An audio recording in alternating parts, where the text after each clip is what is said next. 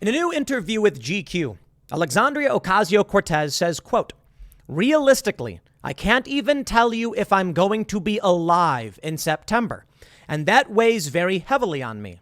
Now, the interview was given to GQ some time ago, and it was only recently published. The good news, ladies and gentlemen, AOC has, in fact, survived to September. Now, there's still a couple of weeks left in the month, so we'll see, but I think she's going to be okay. And quite honestly, I hope so. And I don't want any harm to befall AOC. I agree with her on some things, and I think it's important. Notably, when she came out and said there were cops inside the Capitol who let people in, I'm like, here, dude, let's get to the bottom of that. I agree with you on that point. Now, many people may look at this, and the initial response from some people is, does AOC have some kind of terminal illness? Is there something affecting her body that, you know, such a young woman, I believe she's 34. Is she not No, I'm sorry. She's 30. She's 32. I don't know. I think she's 33. I don't know. 32. She can be 33 soon or something. I don't know her age.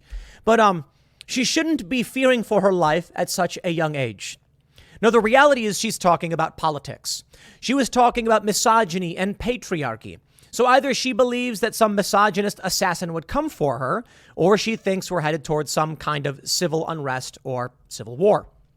She's not the first person to express that they may die soon. Mark Ruffalo, he plays the Incredible Hulk, said, "I don't know if there will be a world that will allow me to make movies in the future, and I may not be here." Dude, what do you think's going to happen? Then you have Timothy Chalamet, another actor who said it feels like societal collapse is in the air. So all of these liberal celebrity types are coming out saying that, like, the world is ending. And then you get Kathy Griffin with a bold statement. Vote for Democrats or else civil war. Now, this one was funny because the way the New York Post and other people were framing it was that she was saying Republicans would start a civil war, which makes no sense. She said, if you don't want a civil war, vote Democrats. If you do want a civil war, vote Republican. And it's just very, very simple, my friends. What she said was, if you vote for Democrats, they'll win. That's the implication. And Republicans will not civil war. That is, she's saying Republicans ain't going to do nothing if they lose. She then said, if you do want a civil war, vote Republican. That means if Republicans win legal authority, the Democrats would civil war. You get it? Republicans wouldn't start a civil war if they literally won the seat of government. She's making a threat. They will insurrect unless they get what they want. Yeah, democracy is a walking corpse in this country, at least the way they describe it. Karine Jean-Pierre of the White House, she was called out because it was, I think, 2016, she questioned the election. She said Donald Trump didn't really win, he stole the election or some other nonsense. When questioned about it, she goes, that's completely different. And then The View comes out, Whoopi Goldberg is like, no, she's not elected official. You know, that's very different. Oh, shut your mouths. You know what? I literally don't care, okay? At this point, it looks like a bunch of people on the right, the populist right, are sitting back prepping, buying guns. Liberals are even buying guns. And many people on the right incorrectly laugh and say, haha, I'd love to see the left wage a civil war like they're going to be able to do anything. Okay, dude. If you think a civil war would be like a bunch of unarmed liberals versus a bunch of armed to the teeth MAGA guys, you're completely wrong. There are three factions involved. There's the government security apparatus, the bureaucratic state, for example, the populist left, and the populist right.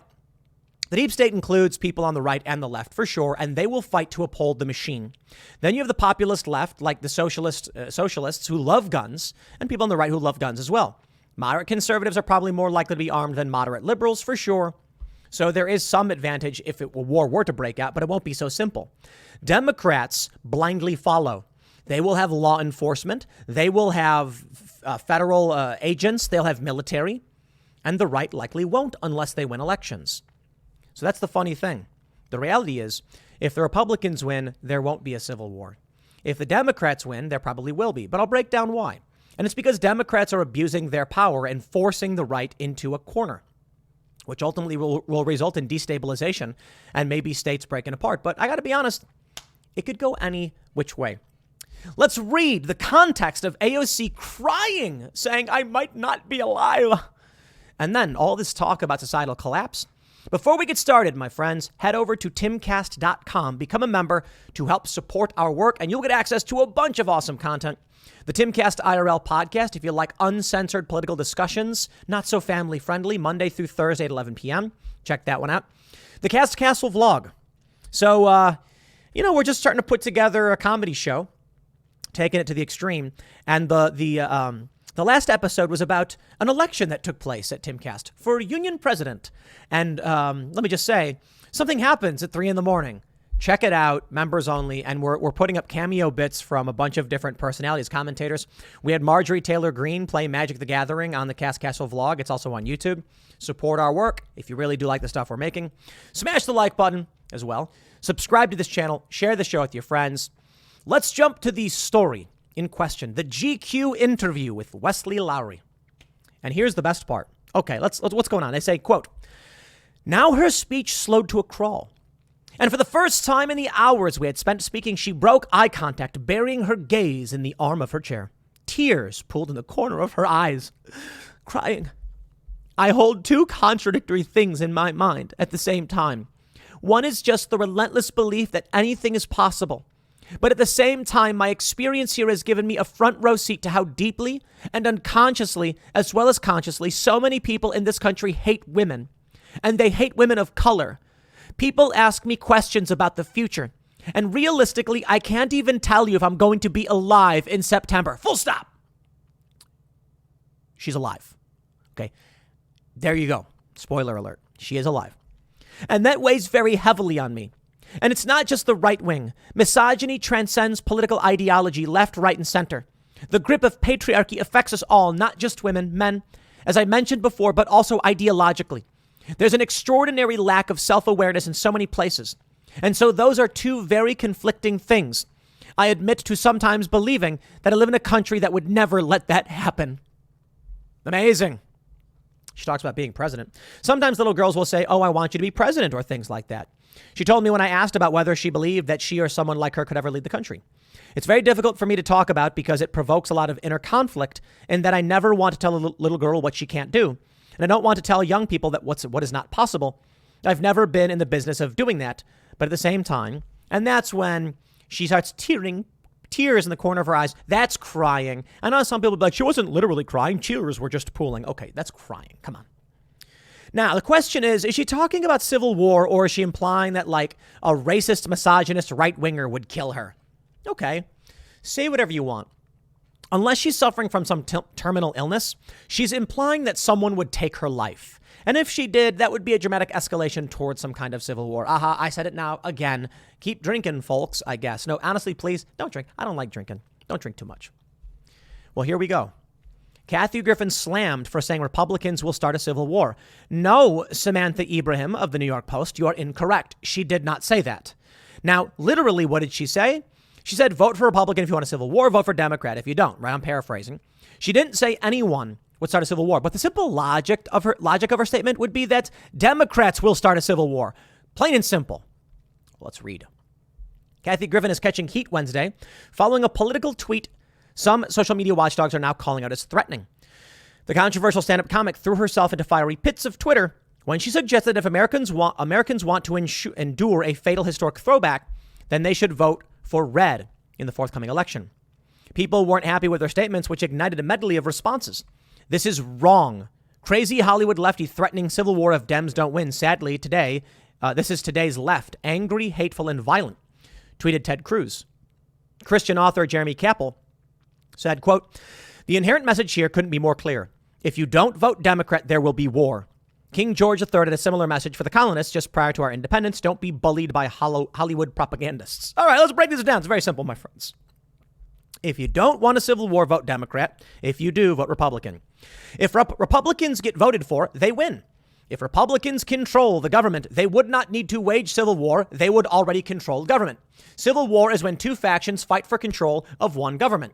If you win that in an election, you don't need to fight for it. It's legitimately yours. If a civil war to happen after Republicans win, it would be Democrats challenging Republicans. Why would Republicans be like, hey, we won everybody, let's start a civil war? No, they have the power. If the Democrats win, there won't be a civil war. That is to imply that Republicans will accept the results of the election. Now, I know many on the left are coming out screaming, but the Republicans won't accept the results of the election, blah, blah, blah. Yeah, many won't. Yeah, many won't. And it is frustrating to me, mostly about tact and strategy, because all that screaming about the election and, whatever you think about what happened, it can be resolved. Once you win the House, the Senate, and then the presidency in 2024, you can do everything. Focus on winning that however you need to do it. That means go out and register people to vote. Knock on doors. Give it 110%. Now, she responded and she said, you guys, the MAGA blue checks are at it again because they are constantly threatening civil war. They are now trying to suggest that I am the one who is threatening a civil war because, that's my thing. Yo, lady, you're the one who held up a picture of Trump's head. Lost your job over it. But come on. Maybe she was trying to claim Republicans will start a civil war if they win, but why would they? Seriously, why would they? No, it would be the Democrats who would, by her logic. So, that's what she's saying. They're purposefully misconstruing her tweets. MAGA Republicans are riled up because Kathy Griffin pointed them out for being domestic terrorists, and now they're playing the victim and blah, blah, blah, blah, blah. Okay, here we go. Aaron McIntyre says democracy is a dead man walking. Each side has declared every election they lose fraudulent for literally my entire adult life. We will continue to go through the motions because no one knows what else to do, but voting as a true mechanism for legitimization is dead. I love this right here. Peter Ducey says, if we are in agreement that it is incorrect to say the 2020 election was stolen, what about the 2016 election? We're going to focus on the here and now. Karine Jean-Pierre, she went out and she said that the 2016 election was illegitimate. She's wrong. Look at this right here. Trending right now in the What's Happening page or whatever. There is no evidence of widespread voter fraud in the 2020 election, according to fact checkers and cybersecurity officials. Why are you telling me that? I love how they try to play these gotchas. This is what they do. So in the past, I said that there was evidence of widespread fraud. However, I also said there's no proof of hard fraud or that it played a role in the outcome of the election. That is to say, a bunch of questions were raised, and I have maintained that for the most part. I think Donald Trump lost because he was anti-elected. I think Donald Trump lost because they were able to muster up the votes they needed to get him to get Biden to win. But I don't think Biden were going out and voting. I don't think people were going out and voting for Biden. They were voting against Donald Trump. So Democrat. That's what I think. And I think they were able to get the votes because, one, universal mail-in voting. I think many states, ballot harvesting is legal. I think there are a lot of questions about evidence pertaining to what may have happened. I agree with many people that I have questions about these things, but I can't come out and tell you it's definitive. There are many prominent Trump supporters, much more Trump supporty than I've ever been, who have argued the same point. There was some big audit, and what happened? They packed up, they left, and where's the data? I've seen a lot of the data. I think there's evidence of fraud, and Bill Barr even said it. But is it enough to have changed an election? Guys, here's what you got to do. Win the elections, fine. Go out in 2022 for the midterms. Make sure you get the votes you need because we're seeing people win. We're seeing Liz Cheney lose. We're seeing Joe Kent win. We're seeing, Corey Mills in Florida winning the primary. America First people are winning. That says to me, y'all need to just focus on that victory. I don't like the fraud narrative because I think it suppresses the vote. And the reality is whatever may be going on, you can argue whatever you want. But I think everyone needs to understand the overwhelming majority of these elections are decided by hard votes from individuals who go out and choose to vote. There may be foul play. There may be there's other things. But what does it account for? A small percentage? That's my point. And if you really believe the narrative about fraud and all that stuff, fine. If you think it played a role, okay, well, you better win your elections. I don't agree, but I'm open to seeing the evidence and I'm open to these investigations. I am fine with what happened in 2016 as well.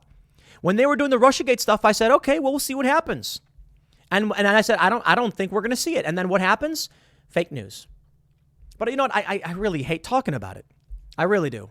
Because I know nobody agrees. And I know both the left and the right accuse each other of varying things. Some people argue both sides argue they have evidence. And I'm not saying I think one side is both sides are equally wrong or right. No, I think one side is obviously more right than the other. I think the focus needs to be on just doing advocacy, knocking on doors, because you'll win. just like Kari Lake swept in Arizona. Yeah, I do not believe these elections are rigged. I think you can actually win, because if they really wanted to stop Kari Lake, they would have. If they had the power, they don't. Believe in yourself. Go out and vote, because they want you convinced you can't do it. But I digress. It's an annoying subject in my honest opinion. Let's go through what's happening in this country. Mark Ruffalo on joining She-Hulk. I'm always surprised that I'm still here. Going on to say that he's not sure if he's going to be around. If he's going to be around. Let's see. Is it right here? He says, if all of us are still here making movies and there's a world that allows for us to do that anymore, with what we are living in and heading towards, the future feels more precarious than any other time. So I don't want to get too far ahead of myself, but I hope I'm still around to do it. Mark, are you dying? Is something happening? Dude, I don't think these celebrities are going to lose their lives. What do they think is really going to happen? Like, do they think Trump is going to load people onto trains or something? Dude, people are losing the plot. I talk about civil war, but I certainly don't think AOC or Mark Ruffalo are going to lose their lives or anything like that. From page 6, Timothy or Chalamet. It's tough to be alive right now with social media. He says, I think a societal collapse is in the air, or it smells like it. And without being pretentious, that's why hopefully movies matter, because that's one role of the artist, to shine a light on what's going on. Interesting. Even he thinks so, huh? Here's a mock photo of Kathy Griffin doing something horrible with Kari Lake saying, the woman holding a bloody head of the U.S. president just threatened civil war if you don't vote for Democrats. Weird. Just last week, Joe Biden told us MAGA Republicans are the violent ones. That is correct. Let's take a look at some comments from individuals. We have Blair White. Lefties, please stop calling for a civil war. I promise a fight between the side with guns and the side with quadruple boosters wouldn't end well. Blair, you're incorrect. I see this a lot from people on the right. Oh, the left would lose because the right has guns. Socialists have guns. You don't need every single person to fight a civil war. You need strategic locations, and the left has cities. And the cities have police forces. And these police forces have proven time and time again, they'll just follow orders. So here we go. Steve Bannon is swatted again. Cops, firefighters, and medics are called to ex-Trump strategist's $2.4 million D.C. home 2 months after a hoax caller claimed a gunman was on the loose in his house. How many times has Bannon been swatted? It's like 4, I think. I'm not sure. Rep. Marjorie Taylor Greene home swatted for a second night in a row. From the Post-Millennial, Marjorie Taylor Greene swatted for a third time in less than a week. Oh, here we go. Here's me, of course. Right-wing podcaster Tim Pool gets swatted while live on the air.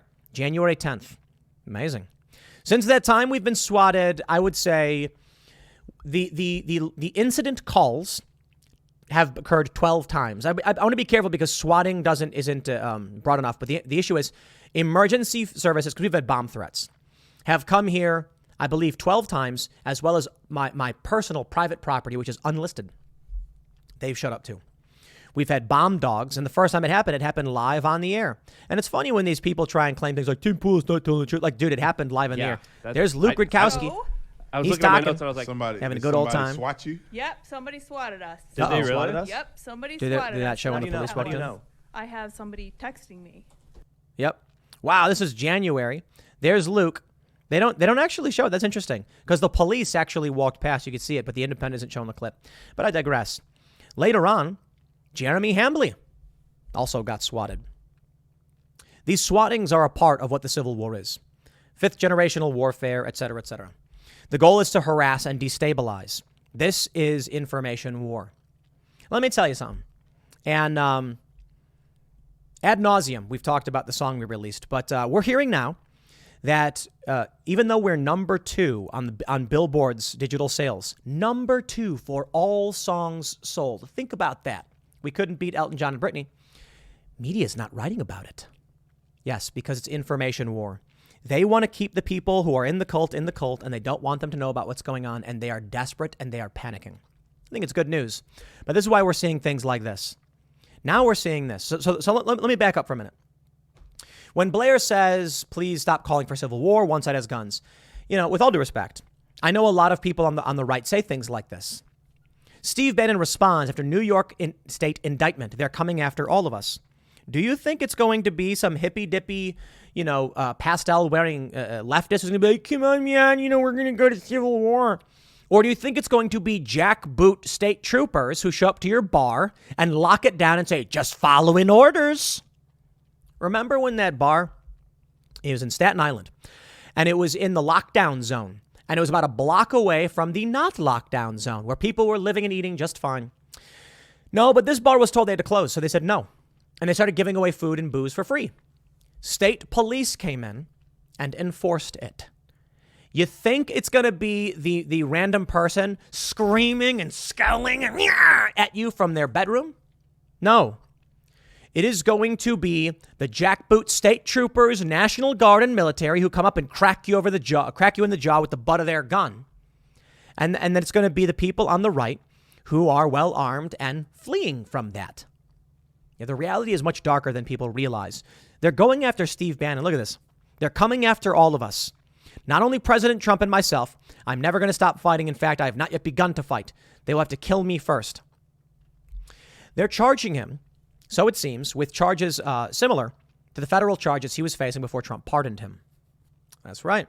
You see, my understanding is they put up a fundraiser to build the wall. They said they would not take money for themselves. Uh-oh, they did. Now, it doesn't matter if the donors don't care. They argue, well, that's fraud. The state prosecutes. Now, for what reason does New York have to file criminal charges on an interstate issue? It's a federal issue. I don't know. But apparently he's going to be turning himself in. Anonymous sources spoke to the Washington Post about the incident, saying that the sealed indictment alleges that Bannon, along with others, defrauded the contributors to a private $25 million GoFundMe fundraising effort that had to do with facilitating the building of a border wall along the U.S.-Mexico border. Trump had pardoned Bannon on federal charges at the end of his presidency after Bannon had pled not guilty to pocketing $1 million in the scheme. Bannon was recently convicted of contempt of Congress, blah, blah, blah. Trump pardoned him for this, but the state level, Trump has no authority over. So this is what they're doing. I believe it's the Southern District of New York going after Bannon. Why? Because it's civil war. What's the saying? Show me the man and I will show you the crime. And of course, they want to stop Steve Bannon. And so they are. And there's more. Tucker Carlson warns entire country will be Memphis if we don't put a stop to the insanity right now. It's a brutal story about Eliza Fletcher. Kidnapped, beaten, assaulted, brutally, and left for dead in Memphis, Tennessee. Here we go. Seattle reaches grim milestone in August for homicides and shootings. The country is being destabilized as we speak. The Civil War is not something like factions marching against each other. Michael Flynn was recently talking, I think it was on Newsmax, about fifth generational warfare. And this is what we are seeing. In your once great cities, crime is running rampant. They arrested small business owners, like a salon owner in Texas. They released the criminals. A guy was giving haircuts in Michigan, and they went after him as well. This is how the Civil War is being fought. Now, I can't say who's winning or losing, but it does seem like the right is certainly winning for a lot of reasons. And the left is losing their mind over it. For example, the fact that we hit number 2 on the Billboard sales charts, which is huge. It's all music, all songs. Like we beat out Nicki Minaj. We beat out David Guetta, Nicki Minaj, and a bunch of other people. It's cultural victory. The counterculture displacing the mainstream culture. And that's your support. That's what I've been talking about. And they're losing their minds over it. They're freaking out. They're going to ramp things up. Newsweek. Boycott CNN. Calls grow as viewers fear network is shifting to the right. Well, that's hilarious.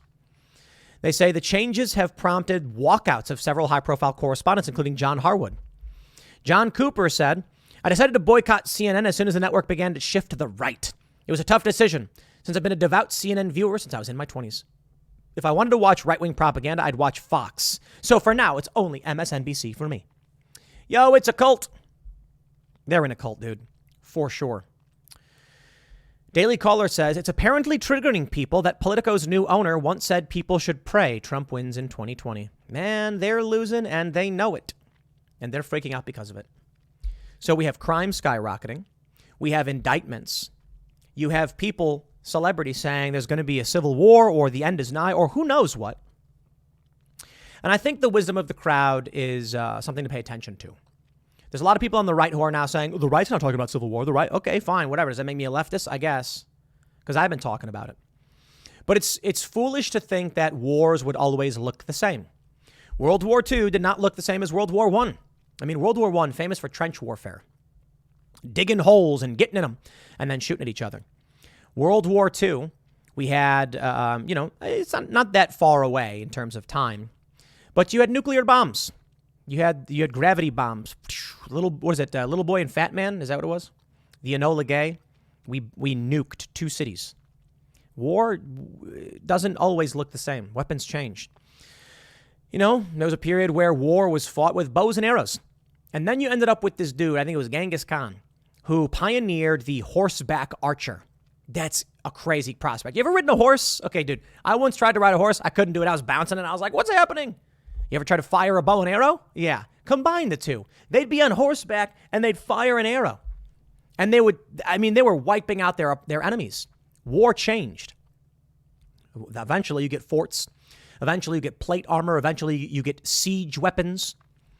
And then muskets. And they realized, you know what? The armor is just not cutting it for the power of what a musket can do. War changed.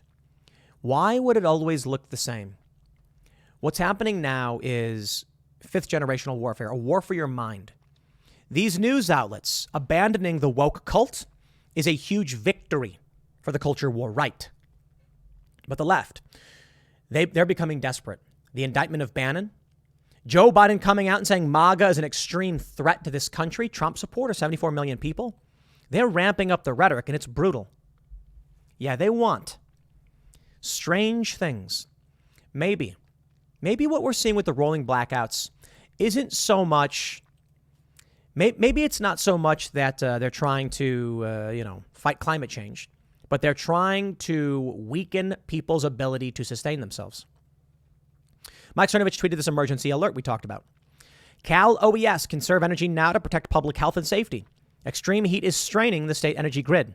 Power interruptions may occur unless you take action.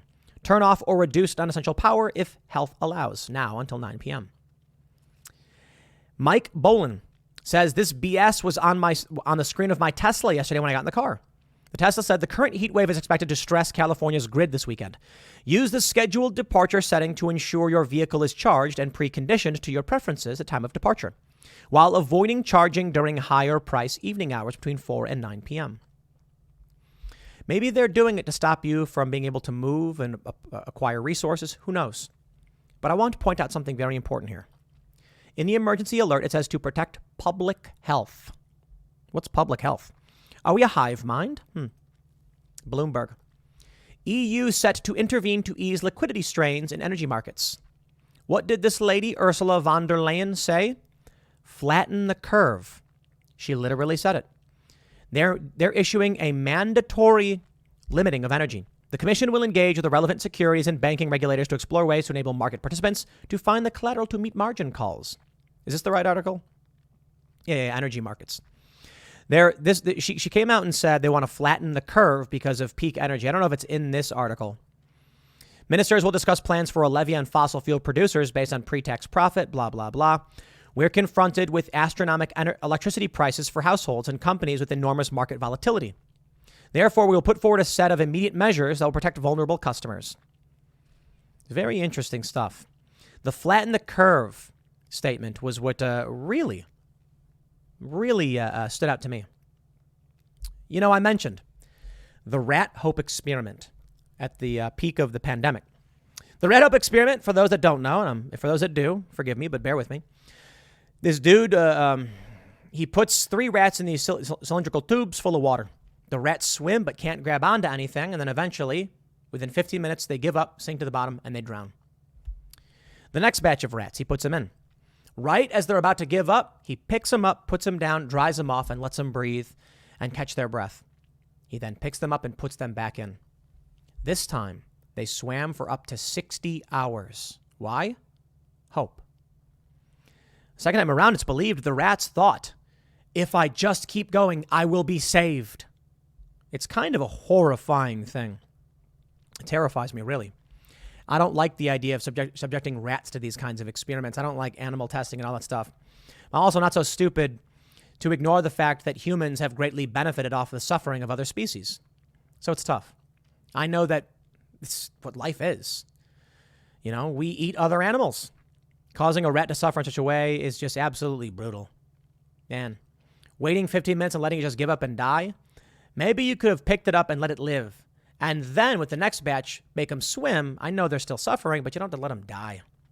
It's just a brutal experiment. But anyway, perhaps this is what we were in. They locked everything down.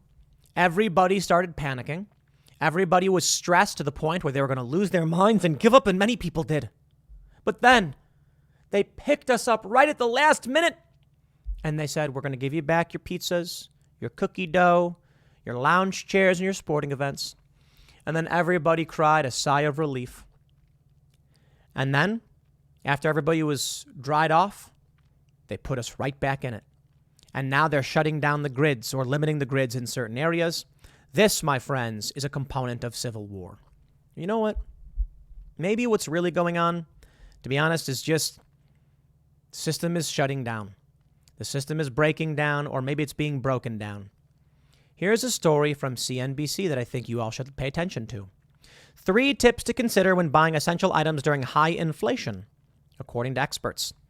If your priority right now is buying just what you need, here's the best way to pay for it. Yeah, man. Dark days. Dark days. Perhaps what's happening is that we're facing a controlled demolition, a slow-mo collapse. Maybe it's because of climate change. Maybe the fear was the rise of MAGA. People are resisting the establishment authoritarian control. Maybe the slow-motion collapse is kind of like an attempt at a social chemotherapy to strangle out right-wing individuals. Well, it's not working. In the end, I think the woke lunatics are losing, but I think they'll become desperate and panic because of it. It's something I've long pointed out. Death throes and a death rattle, thrashing about violently. We see this in the media. As the media loses in the ratings, they start going nuts, saying things like Donald Trump is Hitler and all this other psychotic BS. Eventually, they realize you don't make money. Here's a funny thought. These leftists come out and they keep saying things like, you right-wing grifters, they decided to pander to the right. So I want you to imagine this scenario. You get a businessman, and he hears the left say right-wing grifter, and he goes, what is that? What is that, a right-wing grifter? And they go, a right-wing grifter, like someone who just panders and throws the right red meat to make money. That's all they're doing. And they go, uh-huh. What do you mean? Like they're claiming to like Trump because they make money doing it? Yeah, that's all they're doing. Huh. Tell me more. How does this work? Why would a business person who wants to make money be like, I'm not going to do the thing that the left claims makes money? Now, for me, I'm a businessman, but the projects that we're doing are all cultural. Like I mentioned, the song, Cast Castle. Check out the Cast Castle vlog, the latest episode. It's really funny. And, the goals of everything we're doing, it's cultural, not business. Now, we want to have a positive impact on the culture, because I don't think the end-all be-all of a business should be just to have more money and have more control. That's never been my thing. But I'll tell you this, these big corporations, the reason they got woke, they thought it'd make them money. Then they got broke and they said, okay, let's try the grifting thing. It's going to flutter back and forth. Now, because of that, the woke cult, the people like, the Young Turks, for instance, who've invested so much in this, are going to be left holding an empty bag, just like CNN. We'll see how this plays out, though. AOC, I think you'll be all right. Next segment's coming up at 8 p.m. over at youtube.com/Timcast. Thanks for hanging out. I'm sorry, youtube.com/TimcastIRL at 8 p.m. Thanks for hanging out, and I'll see you all then.